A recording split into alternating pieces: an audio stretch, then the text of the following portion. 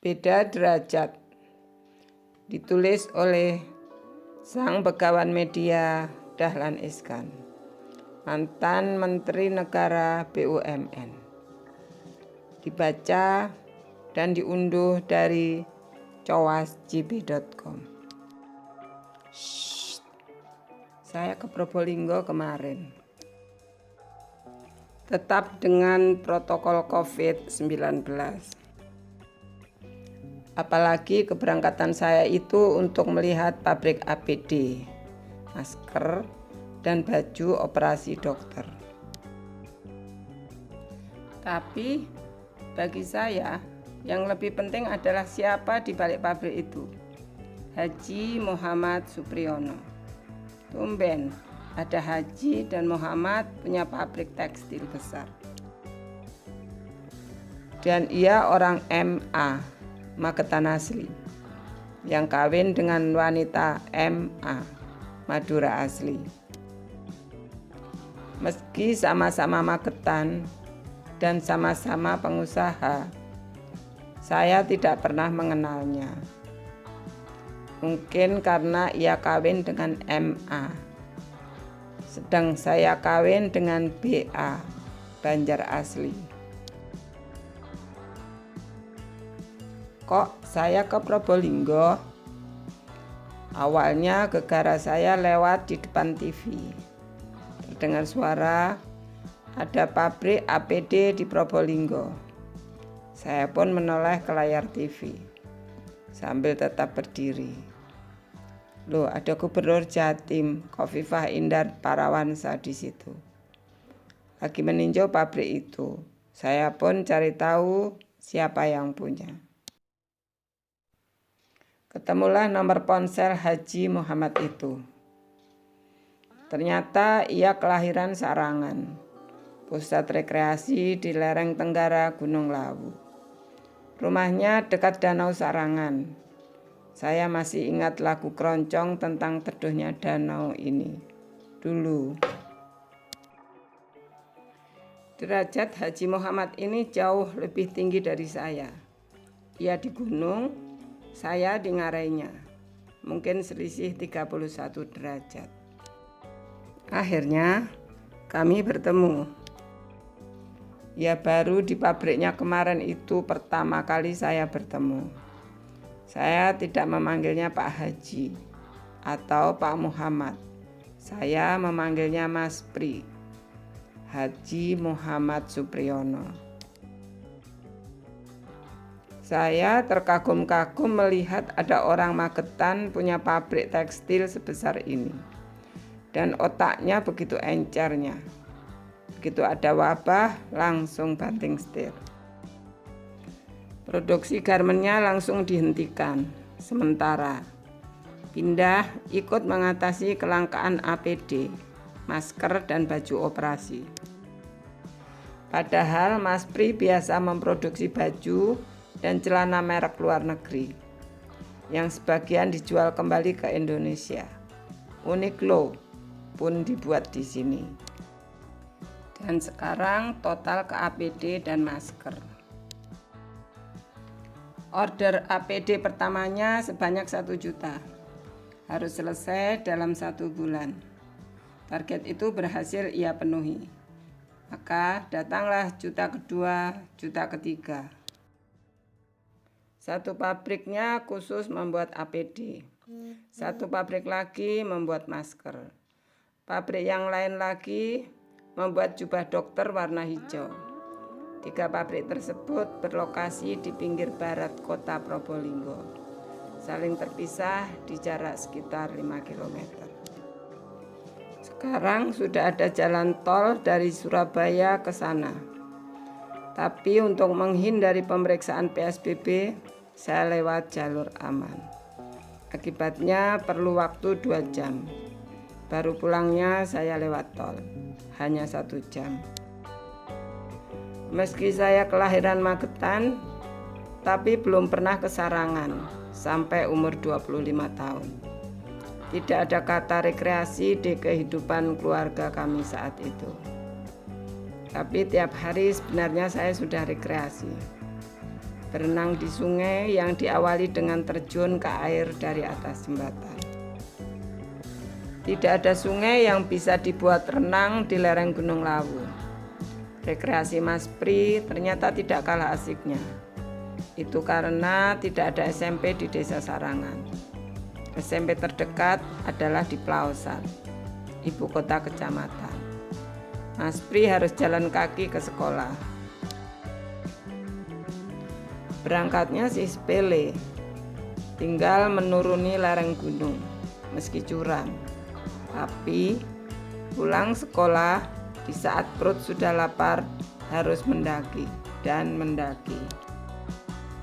Sepatu dan baju saya lepas biar tidak kotor dan tidak rusak, ujar Mas Pri mengenang masa SMP itu.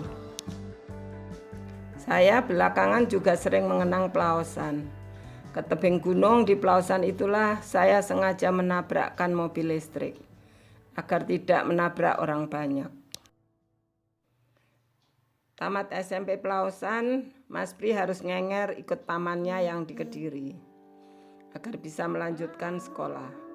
Ia pun masuk STM di Kediri, jurusan mesin.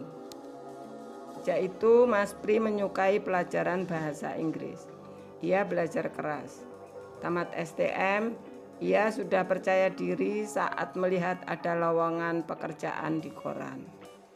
Akan ada pabrik tekstil baru di Probolinggo, milik investor asing dari Hong Kong. Ia pun melamar dan diterima. Sambil menunggu pabrik selesai dibangun, Mas Pri disekolahkan ke Hong Kong 3 bulan, ke Filipina 3 bulan, ke Australia 3 bulan. Siang hari Mas Pri bekerja di pabrik itu. Malamnya membuka kursus bahasa Inggris. Salah satu muridnya adalah putri seorang polisi. Itulah istrinya sampai sekarang. Selama 20 tahun bekerja di perusahaan Hong Kong itu, Mas Pri sering dikirim ke luar negeri, yakni ke negara-negara yang mengimpor pakaian dari Probolinggo itu. Produsen harus bisa memenuhi apa saja persyaratan dari pembeli, yang cenderung sangat cerewet, mendetail, rumit. Persyaratan itu kian tahun kian bertambah, harus tetap dipenuhi agar perusahaan tetap hidup. Yang tergolong baru adalah persyaratan harus anti teroris. Proses produksi pakaian pesanan itu harus direkam oleh kamera. Hasilnya harus dikirim ke pengimpor, terutama proses pengepakannya, yang harus bisa menghindari peluang kiriman baju itu dicampur mesiu. Misalnya, setelah semua pakaian dimasukkan kemasan, box itu harus ditempatkan di gudang khusus yang harus direkam kamera agar tidak ada orang yang bisa masuk ke gudang itu untuk menitipkan barang berbahaya. Besarnya pintu gudang pun sudah ditentukan, harus sama besar dengan ukuran pintu belakang kontainer. Dengan demikian, ketika pantat kontainer itu mundur ke pintu, posisinya pas. Tidak ada celah sedikit pun yang bisa dimasuki orang tak dikenal. Demikian juga saat memasukkan box-box itu ke kontainer, harus sampai benar-benar penuh. Ukuran boxnya pun sudah ditentukan agar tidak ada celah sedikit pun. Semua harus direkam. Hasil rekaman harus dikirim ke Amerika. Semua itu membuat Mas Pri sangat profesional. Keharusan komplit dengan tuntutan pembeli membuat orang punya sikap yang korek. Mas Pri sampai merasa disayang oleh pemilik pabrik Hong Kong itu, yang hanya ke Probolinggo setahun sekali. Tapi hubungan itu berubah ketika perusahaan go public, apalagi setelah bos besar meninggal dunia dan kepemilikan pabrik berpindah. Mas Pri pun merasa komitmen profesionalnya yang tinggi ikut berakhir. Maka ia pun mulai merintis usaha sendiri. Semula hanya di rumah mertuanya 10 mesin jahit. Lama-lama menjadi 100 mesin. Sang MA lah yang menjalankan industri rumahan itu. Produknya adalah mukena dan baju koko. Tidak boleh produk yang sama dengan pabrik milik Hong Kong itu. Setelah rumah mertua tidak cukup lagi, Mas Pri mulai berpikir untuk berhenti sebagai profesional. Toh sudah 20 tahun.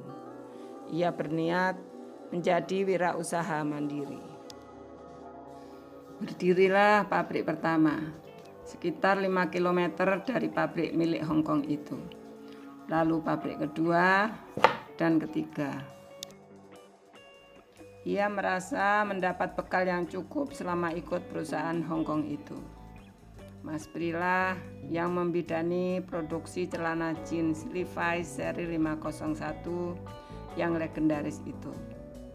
Kalau di kancing celana kain itu ada angka 133, itulah bikinan Mas Pri dan timnya.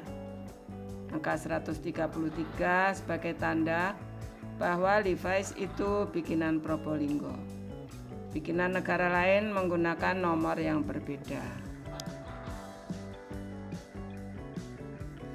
Pabrik tekstil milik Hong Kong itu masih tetap maju. Sekarang ini lahannya sudah menjadi 7 hektar. Karyawannya sudah 7.000 orang. Pabrik Mas Pri juga terus berkembang. Kini sudah memiliki hampir 2.000 mesin jahit. 2 orang anaknya juga sudah bisa membantu bapak mereka.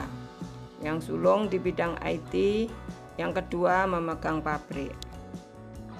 2 anaknya itu lulusan Malaysia semua.